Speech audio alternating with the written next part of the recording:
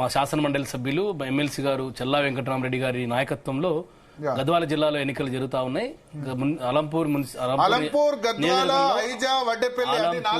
ఆలంపూరు, వడ్డేపల్లి, ఐజా ఈ 3 మున్సిపాలిటీలు కూడా బీఆర్ఎస్ పార్టీ విజయం సాధించబోతా ఉంది. ఆల్రెడీ ఆలంపూర్ లో ఒక వార్డు మేము ఇండిపెండెంట్ ఇది ఇనానమస్ కూడా సాధించడం జరిగింది. సో ఏది ఏమైనా తగ్గఫరే ఉంది 2-2. అట్లేం లేదండి. అవి ఇవి పూర్తి ఫలితాలు వచ్చే వరకు మా పార్టీ 3 మున్సిపాలిటీలో బీఆర్ఎస్ పార్టీ జెండా ఎగరబోయబోతా ఉంది. కామారెడ్డిలో, బిచ్కొండలో కాంగ్రెస్ పార్టీ బోని చేసింది. జమ్మికుంటలో బీఆర్ఎస్ 1, చొప్పదండ్లో 1.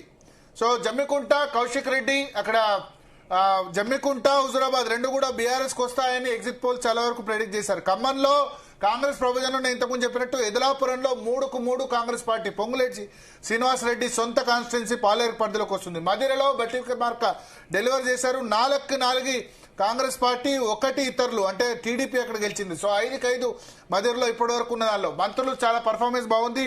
బట్టి విక్రమార్క, పొంగులేటి శ్రీనివాస్ రెడ్డి, అడ్లూరి లక్ష్మణ్ కుమార్, సీతక్క, జూపల్లి కృష్ణారావు అందరూ కూడా, పొన్నం ప్రభాకర్ అందరి రిజల్ట్స్ కూడా బాగున్నాయి. ఆసిఫాబాద్ లో 4 కాంగ్రెస్, 5 బీఆర్ఎస్. ఆసిఫాబాద్ లో బీఆర్ఎస్ జలకిచ్చింది కాంగ్రెస్ పార్టీకి. అక్కడ కోవా లక్ష్మి ఎమ్మెల్యే ఉన్నారు, దాసో శ్రవణ్ ఇన్ఛార్జ్ గా ఉన్నారు.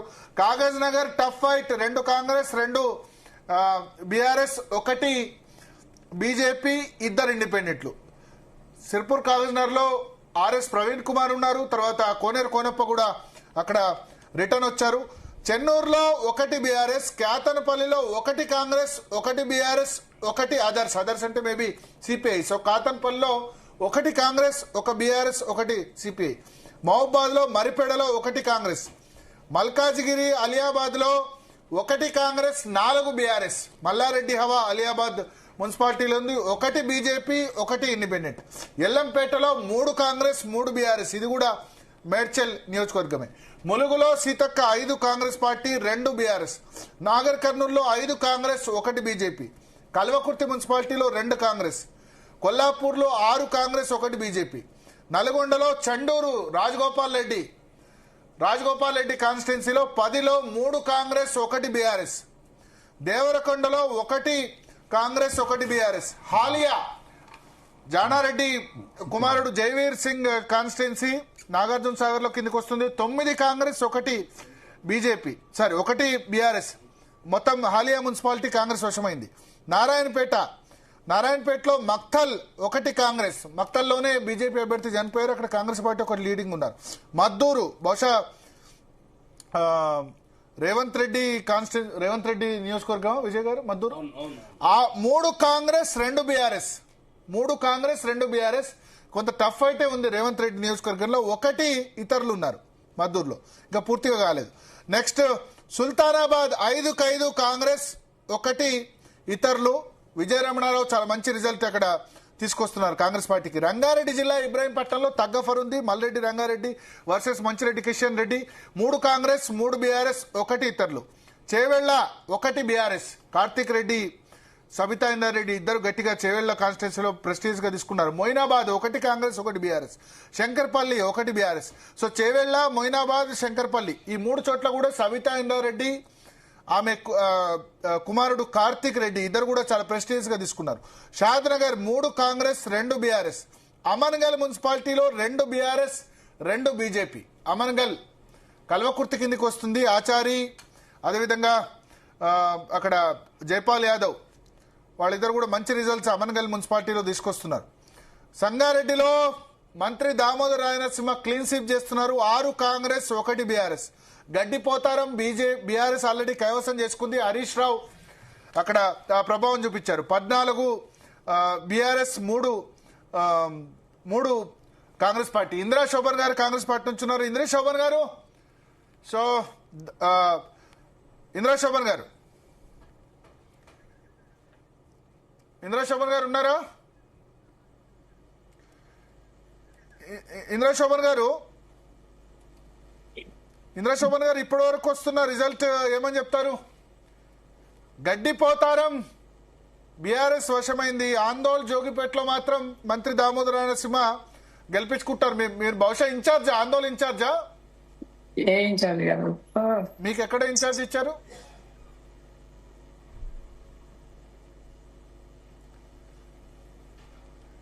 ఇంద్రశోభన్ గారు ఉన్నారా? ఎస్ ఇంద్రశోభన్ గారు, ఓవరాల్ రిజల్ట్ ట్రెండ్ మీద ఏంటి? మేడ్చల్ జిల్లా, రంగారెడ్డి జిల్లా, తర్వాత ఆదిలాబాద్ జిల్లా, కరీంనగర్ జిల్లా, ఇక్కడ బీఆర్ఎస్ కనిపిస్తోంది చాలా ఎక్కువగా. ఫస్ట్ ఆఫ్ ఆల్ ప్యానల్లో ఉన్నటువంటి సోదరులకు, మీకు, అలాగే తెలంగాణ ప్రజలందరికీ కూడా గుడ్ ఆఫ్టర్నూన్ అండి, గుడ్ మార్నింగ్. బేసిక్ గా జరిగేటువంటి రిజల్ట్ నేపథ్యం మనం గమనించినట్లయితే ముఖ్యమంత్రి గారు అన్ని తానై ఏకపక్షం అంటే తను చేసినటువంటి ప్రచారంలో మేమేమిచ్చాము, ఏం చేశాము, ఏం చేయబోతాము, గతంలో ఏం జరిగిందనే దానికి చాలా క్లారిటీగా ఒక లైన్ లో ముఖ్యమంత్రి గారు ప్రచారం చేశారు. అదే బేస్ చేసుకొని ప్రజలు కూడా తమ విశ్వాసాన్ని, అంటే ముఖ్యమంత్రి గారు చేస్తున్న విశ్వాసాన్ని ఏ మాత్రం తగ్గకుండా ఎక్స్పెక్ట్ చేసిన దానిలోనే రిజల్ట్ కనబడుతుందని చెప్పాల్సిన అవసరం ఉంది. ఇప్పుడు జస్ట్ ఇంకా ఇప్పుడే కదా స్టార్ట్ అయింది, ఆఫ్టర్నూన్ అయితే గానీ మనకి ఒక క్లారిటీ అనేది రాదు. సో 2-3 గంటల వరకు మనకు ఒక క్లారిటీ వస్తుంది. ఇప్పటి వరకు వచ్చిన దాని ప్రకారంగా చూస్తే మంత్రుల పర్ఫార్మెన్స్ ఎక్కడ చూసుకున్నా కూడా బ్రహ్మాండమైనటువంటి పర్ఫార్మెన్స్ కనబడుతుంది.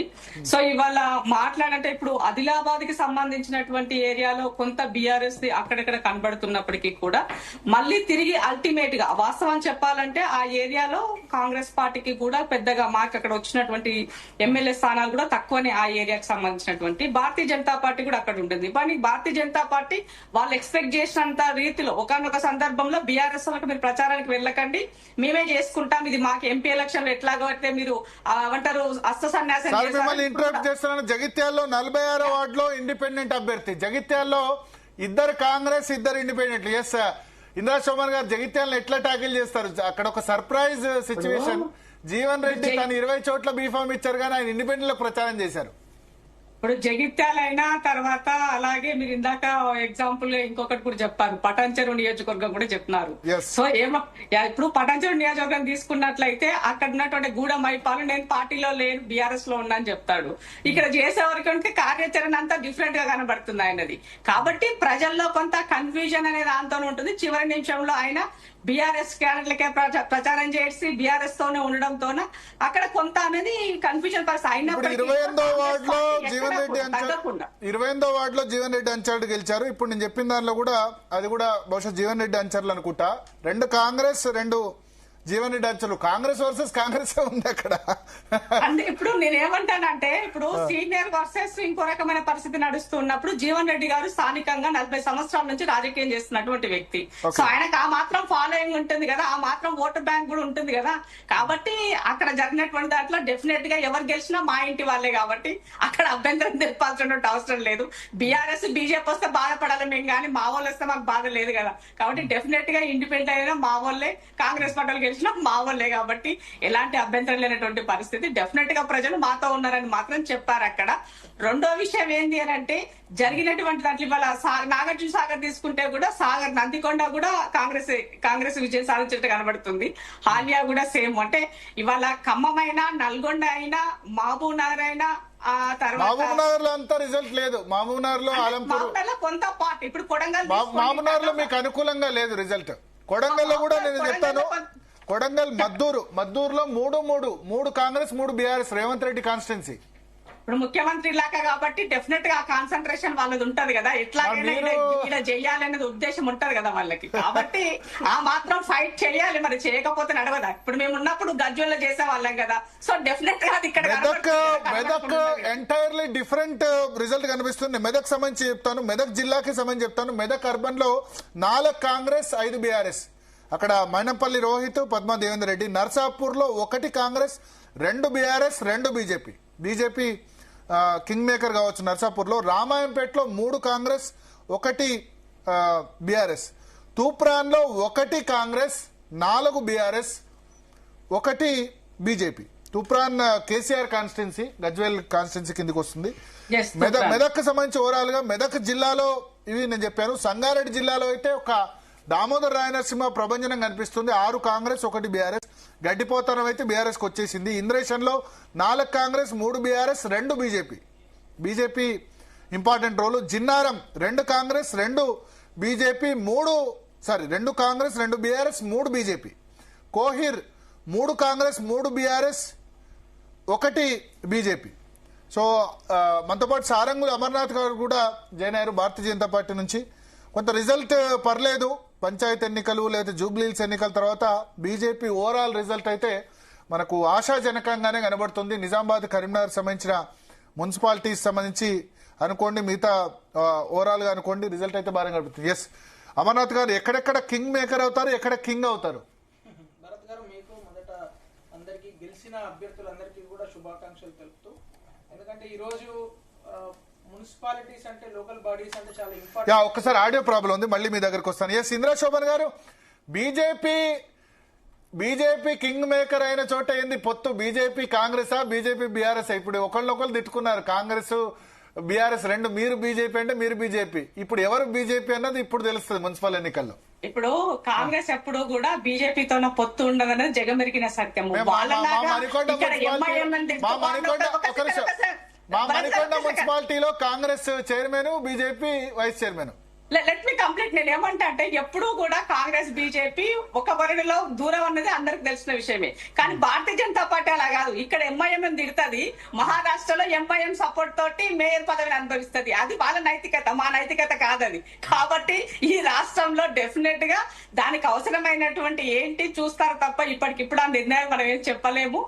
ప్రజలు ఏం కోరుకుంటారో ప్రజలు కోరుకున్నట్టుగా పార్టీలు గాని ప్రభుత్వాలు గాని నడవాల్సినటువంటి అవసరం ఉంది. ఆ దిశగా అడుగులు పడతాయని మాత్రం చెప్పదలుచుకున్నాం. సో మొన్న జెడ్పీ అందరూ సర్పంచ్ ఎలక్షన్ జరిగినప్పుడు భారతీయ జనతా పార్టీ ఎక్కడ కూడా తన యొక్క దాన్ని చూపించలేకపోయిందని పెద్ద ఎత్తున వాళ్ళ పెద్దలు క్లాస్ తీసుకున్నట్టుగా తెలిసిన విషయం. బట్ అట్లీస్ట్ ఈ సెమీ అర్బన్ సంబంధించిన దాంట్లోనైనా ఎట్లాగైనా ప్లేస్ తీసుకోవాలని చెప్పేసి పక్క రాష్ట్ర ముఖ్యమంత్రులను, కేంద్రంలో ఉన్నటువంటి వాళ్ళను ఇక్కడ అందరం తీసుకొచ్చి ప్రచారం చేపించారు. సో దాని ప్రభావం ఏ మేర కనబడుతుందో చూడాల్సినటువంటి అవసరం అయితే ఉంది. అనుకున్నంత మేరగా భారతీయ జనతా పార్టీ అంత పెద్ద రిజల్ట్ తీసుకుంటుందని అయితే నేను అనుకోవట్లేదు. మున్సిపల్ కార్పొరేషన్స్ వచ్చాయనుకోండి, కరీంనగర్, నిజామాబాద్ మేజర్ ఎక్స్పెక్ట్ చేసింది కరీంనగర్, నిజామాబాద్. ఎందుకంటే కరీంనగర్ బండి సంజయ్ ఉన్నాడు కాబట్టి డెఫినెట్ గా అది ముందు నుంచి ఎక్స్పెక్ట్ చేసినటువంటిది, దాంట్లో కొత్తగా చెప్పాల్సింది ఏమీ లేదు. సో నిజామాబాద్ కూడా అంత పెద్దగా వస్తుందని అయితే నేను ఎక్స్పెక్ట్ చేయట్లేదు. కొంతవరకు ప్రభావం చూపిండొచ్చు, అక్కడ కూడా నాయకుల ఎఫెక్టే. సో అక్కడ ఇక్కడ ఇద్దరు ఎంపీలు. Edalapuram municipality update. ఎదలాపురంలో పొంగులేటి శ్రీనివాసరెడ్డి మున్సిపాలిటీ, పొంగులేటి పాలేరు కిందికి వస్తుంది. 1వ వార్డు కాంగ్రెస్, 3వ వార్డు కాంగ్రెస్, 4వ వార్డు కాంగ్రెస్, 7వ వార్డు కాంగ్రెస్, 8వ వార్డు కాంగ్రెస్, 9 కాంగ్రెస్, 20 కాంగ్రెస్, 25 కాంగ్రెస్, 29 కాంగ్రెస్. సో 6, 9, 9కి 9 ఎదలాపురం మున్సిపాలిటీలో పొంగులేటి శ్రీనివాసరెడ్డి డెలివర్ చేశారు. ఒక విధంగా పొంగులేటి శ్రీనివాసరెడ్డి ఎలక్షన్ లో డెఫినెట్ గా ఆయనకి ఇంతవరకు బహుశా అపజయం లేదు. 2019లో ఆయన ఏమంటారు టికెట్ దొరకలేదు, బీఆర్ఎస్ ఇవ్వలేదు. కానీ పొంగులేటి ఏమంటారు మాస్టర్ బ్లాస్టర్ అని చెప్పుకోవాలి. సో ఎదలాపురం మున్సిపాలిటీలో డెలివర్ చేశారు. ఖమ్మం జిల్లాలో చాలా అద్భుతమైన రిజల్ట్స్ కాంగ్రెస్ పార్టీకి ఉన్నాయి. ఎస్ విజయ్ గారు, ఖమ్మం చాలా డిసప్పాయింటింగ్ మీకు. సరే, మంత్రి పొంగులేటి ముందే చెప్పాను కదా, పొంగులేటి శ్రీనివాసరెడ్డి గారు ఎట్లా అధికార దుర్వినియోగానికి పాల్పడ్డాడు, ఏ రకంగా ఉద్యోగులను బెదిరించారు అనేది మేము ఆధారాలతో సహా ఈ రాష్ట్ర ఎన్నికల కమిషన్ దృష్టికి తీసుకెళ్లాం. ఆయనను ఎన్నికల కమిషన్ ఒక పప్పెట్ లాగా నేనేమంటున్నానంటే కోట్లాది రూపాయల డబ్బు ఒక్కొక్క మున్సిపాలిటీకి 10-15 కోట్ల రూపాయలు డబ్బు పంపించి, డబ్బుల సంచులు పంపించి, మద్యాన్ని ఏరులై పారించి, గిట్లా ఇప్పుడు ఎవరైనా బ్యాలెట్ బాక్సులలో ప్రజల యొక్క ఓట్లని బాక్సులలో రావాలనుకుంటారు. కానీ ఈ రకంగా డబ్బుని, మద్యాన్ని ఏరులై పారించి బ్యాలెట్ బాక్సులు నింపుకొని అదొక రాజకీయమా, అదొక ఎన్నికనా? గలాంటి ఎన్నికన చేయాల్సింది. 6 గ్యారెంటీలు అమలు చేయలేక 60 రకాలైనటువంటి ఇబ్బందులు పడుతూ ఈరోజు ఎట్లా ఉందంటే వీళ్ళ చేతి గుర్తు ఈరోజు కేర్ ఆఫ్ అడ్రస్, అక్రమాల కేర్ ఆఫ్ అడ్రస్ అయిపోయింది వీళ్ళ చెయ్యి. ఐజా మున్సిపాలిటీ మీ నియోజకవర్గమే. 20 వార్డులకు బీఆర్ఎస్ 14, కాంగ్రెస్ 6. అవును. సో ఐజా మున్సిపాలిటీ బీఆర్ఎస్ కైవసం అయిపోయింది. ఎక్స్ అఫీషియో మెంబర్స్ ఏమైనా తేడా చేస్తారా? ఎక్స్ అఫీషియో సార్, ఇప్పుడు మాకు 4 ఎమ్మెల్సీలు ఉన్నారు, ఒక శాసనసభ్యుడు ఉన్నాడు. ఏ లెక్కలు చూసినా నేను స్టార్టింగ్ అయిపోయాను. ఐజా మన ఏది అలంపూర్ 3 మున్సిపాలిటీలు బీఆర్ఎస్ జెండా. ఐజా, వడ్డేపల్లి, అలంపూర్ 3 బీఆర్ఎస్ పార్టీ విజయం సాధించబోతుంది. అక్కడ ఎమ్మెల్సీ చల్లా వెంకటరామరెడ్డి గారి నేతృత్వంలో, వారి నాయకత్వంలో అద్భుతంగా ఎన్నికలు నిర్వహిస్తారు. వారు ఎన్నికలు నిర్వహించడంలో రాటుదేలినటువంటి నాయకత్వం వారిది. ఒక మాట చెప్తే శిలాశాసనం. ఖచ్చితంగా గద్వాల జిల్లాలో 3 మున్సిపాలిటీ రాబోతా ఉంది. వనపర్తి జిల్లాలో దాదాపుగా 2 మున్సిపాలిటీ రాబోతా ఉన్నాయి. మహబూబ్నగర్ జిల్లాలో 4 మున్సిపాలిటీ. మహబూబ్నగర్ జిల్లాలో ఉమ్మడి మహబూబ్నగర్ జిల్లాలో దాదాపు 8 మున్సిపాలిటీ మేము గెలవబోతున్నాం సార్. 8 గెలవబోతున్నాం. రేవంత్ రెడ్డి మీరే చెప్తారు కదా, రేవంత్ రెడ్డి సొంత నియోజకవర్గంలో మద్దూరు మున్సిపాలిటీలో 6 ఉంటే 3 మేము గెలిచాం, 3 వారు గెలిచినారు. ఇంకా ఫలితాలు రావాల్సింది. ఖచ్చితంగా బీఆర్ఎస్ పార్టీ శ్రేణులు వీరోచితంగా పోరాటం చేసినారు. గద్వాల్లో బీజేపీ బోని కొట్టిందట, 19వ వార్డులో బీజేపీ గెలిచిందట. ఎస్, ఒకసారి అమర్ గారి దగ్గరికి వెళ్దాం. అమర్ గారు, సో ఓవరాల్ గా ఇప్పటి వరకు ఉన్న రిజల్ట్స్ ఎట్లా ఉన్నాయి? మీరు అనుకున్న ఎక్స్పెక్టెడ్ రేంజ్ లో ఉన్నాయా, లేకపోతే ఇంకెక్కడ ఇంప్రూవ్ కావాల్సి ఉంది భారతీయ జనతా పార్టీ? భరత్ గారు, ముందుగా అందరికి నమస్కారం. సో ఈ రోజు మున్సిపల్ ఎలక్షన్స్ మనం పరిశీలించినట్టయితే ఎవరైతే గెలిచిన అభ్యర్థులు ఉన్నారో అనేక చోట్ల కాంగ్రెస్ పార్టీ ఎక్కడైతే చాలా దారుణమైన దౌర్జన్యం చేసిందో, ఎక్కడైతే మా అభ్యర్థులను కానీ ఇండిపెండెంట్ అభ్యర్థులను కానీ బెదిరించిందో అక్కడ మాత్రం చాలా అనుకూలమైన వాళ్ళకు అనుకూలమైన అంటే వాళ్ళ ఇందాక మీరు అంటున్నారు అధికారం ఉంటే అధికారం ఓన్లీ దుర్వినియోగం చేస్తున్నారని, అది కాంగ్రెస్ పార్టీ క్లియర్ గా కనబడుతున్నది. సో ఆ కాంగ్రెస్ పార్టీ ఏదైతే అనేక ఎక్కడైతే మున్సిపాలిటీలలో ఈ రోజు మెజారిటీ వస్తుందో, ఎక్కడైతే ప్రజాస్వామిక బద్దంలో ఎక్కడైతే ట్రాన్స్పరెంట్ గా ఎలక్షన్ జరిగిందో అక్కడ కాంగ్రెస్ పార్టీ ఓడిపోతున్నది. అది క్లియర్ గా కనబడుతున్నది. సో ఇప్పుడు మనం చూసినట్టయితే ఖమ్మం కానీ, నల్గొండ కానీ, పాత అంటే ఉమ్మడి వరంగల్ జిల్లా కానీ, ఈ 3 జిల్లాలలో కాంగ్రెస్ పార్టీ చాలా అప్పర్ హ్యాండ్ కనబడుతున్నది. అదే ఉత్తర తెలంగాణకు వచ్చినట్టయితే నేను నల్గొండ చెప్తాను. నల్గొండ అయితే క్లియర్ గా కాంగ్రెస్ పార్టీ ఉంది. నందికొండ మున్సిపాలిటీ కాంగ్రెస్ కైవసం, చెండూరు మున్సిపాలిటీ రాజగోపాల్ రెడ్డి కాంగ్రెస్ పార్టీ కైవసం, హాలియా మున్సిపాలిటీ కాంగ్రెస్ కైవసం, చిట్యాల మున్సిపాలిటీ కాంగ్రెస్ కైవసం. సో ఇది నల్గొండ జిల్లాకు సంబంధించి ఓవరాల్ రిజల్ట్. కరీంనగర్ జిల్లా చూడండి, నిజామాబాద్ జిల్లా చూడండి, ఆదిలాబాద్ జిల్లా చూడండి, తర్వాత మెదక్ లో కూడా సర్ప్రైజింగ్లీ భరత్ గారు, మెదక్ లో ఎప్పుడు కూడా భారతీయ జనతా పార్టీ ఇంతకు ముందు కౌన్సిలర్లు గెలిచిన సందర్భాలు లేవు.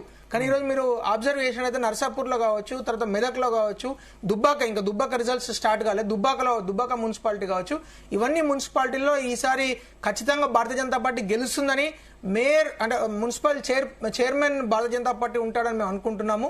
కొంచెం ఏమైనా తక్కువ వచ్చినా హంగ్ వచ్చినా కూడా king maker Bharatiya Janata party ఉంటుందని చాలా క్లియర్ గా కనబడుతున్నది. ఎక్కడైతే రకాల సర్ప్రైజింగ్ రిజల్ట్ చెప్తాను. 1వ వార్డు బీఆర్ఎస్, 4వ వార్డు ఐఎన్సీ, 6వ వార్డు బీఆర్ఎస్, 9వ వార్డు బీజేపీ, 12వ వార్డు బీజేపీ, 15వ వార్డు బీజేపీ, 17వ ward Congress. Congress 2, BJP 3, BRS 2. So ఇప్పుడు మన ఉమ్మడి వరంగల్ జిల్లా మీరు చెప్పేది అంటే పరకాల మొదటి నుంచి కూడా కొంత బీజేపీకి స్ట్రాంగ్ ఉంది. అక్కడ లాస్ట్ టైం అసెంబ్లీ ఎలక్షన్స్ లో కూడా చాలా మంచి మనం డాక్టర్ కాళీచరణ్ అని చాలా బాగా వచ్చినాయి ఓట్లు వారికి కూడా. సో ఇప్పుడు పరకాల కానీ అట్లా ఉమ్మడి వరంగల్ జిల్లాలో కూడా అనేక చోట్ల భారతీయ జనతా పార్టీ ఈసారి తొర్రూరు కావచ్చు, పరకాల మీరు చెప్తున్న పరకాల కావచ్చు, పాలకుర్తిలో ఇన్ఫాక్ట్ అక్కడ బోని కొట్టి కౌన్సిలర్లు గెలిచే అవకాశం క్లియర్ గా కనబడుతున్నది. అంటే ఓవరాల్ గా చూస్తే భరత్ గారు, ఈ రోజు Bharatiya Janata party as an అంటే నెంబర్స్ పరంగా సెకండ్ నెంబర్ లో లేకపోయినా కూడా నెరేటివ్ పరంగా కాంగ్రెస్ పార్టీని ఓడగొట్టే శక్తి కేవలం భారతీయ జనతా పార్టీకి మాత్రమే ఉంది అని మాత్రం ప్రజలు విశ్వాసం వ్యక్తం చేస్తున్నారు. ఎందుకంటే అనేక మున్సిపాలిటీలలో అంటే దాదాపు if I'm not wrong 100+ municipalities లో ఈ రోజు భారతీయ జనతా పార్టీ కౌన్సిలర్లు గెలవబోతున్నారు. కార్పొరేషన్స్ మీరన్నా నిజామాబాద్ కావచ్చు, కరీంనగర్ కార్పొరేషన్స్ గెలవబోతున్నాం మేము. తర్వాత మహబూబ్ నగర్ జిల్లాలో, ఉమ్మడి పాలమూరు జిల్లాలో కూడా భారతీయ జనతా పార్టీ మున్సిపాలిటీస్ కూడా కైవసం చేసుకునే అవకాశం చాలా క్లియర్. ఇప్పుడు మక్తల్లో ఆల్రెడీ 1వ వార్డు గెలిచిందని నాకు ఇన్ఫర్మేషన్ వచ్చింది. తర్వాత 11వ వార్డు కూడా ముందంజలో ఉన్నాం. దాదాపు 8 ఇట్లలో ముందంజలో ఉన్నారని. అభ్యర్థి చనిపోయిన దానికి సంబంధించిన దాని ఇంపాక్ట్ ఏమైనా ఉంటుందా? అంటే ఓటర్ మీద ఏమైనా పడిందా? అంటే దాని ఇంపాక్ట్ ఉంటుందని పూర్తిగా మనం అనుకోలేము. కాకపోతే కొంత సానుభూతి ఉంటుంది. అక్కడ ఎట్లాగో ఎన్నికలు జరగలేదు కాబట్టి మిగతా చోట్ల దాని ప్రభావము కొంత ఉండొచ్చు అని అనుకుంటున్నాను. బట్ అది పెద్ద పాయింట్ కాదు. ఎందుకంటే అక్కడ ప్రజలకు మేము చాలా క్లియర్ గా వారికి ఎక్స్ప్లెయిన్ చేయడం జరిగింది. ఎట్లా డబుల్ ఇంజన్ సర్కార్ అంటే కేంద్రంలో ఉన్న ప్రభుత్వం డైరెక్ట్ గా డబ్బులు ఎట్లా మున్సిపాలిటీస్కి వస్తుంది, 16th ఫైనాన్స్ కమిషన్, ఇట్లాంటి విషయాలు వాళ్ళకి అర్థమైనాయి. ఇంతకు ముందు కూడా మక్తల్లో మేము గెలిచాం. మక్తలు కానీ ఆమన్గల్ మీరు ఇందాక కూడా విశ్లేషిస్తున్నారు కదా. సో ఆమన్గల్లో మక్తలో ఇట్లాంటి ప్లేసెస్ లో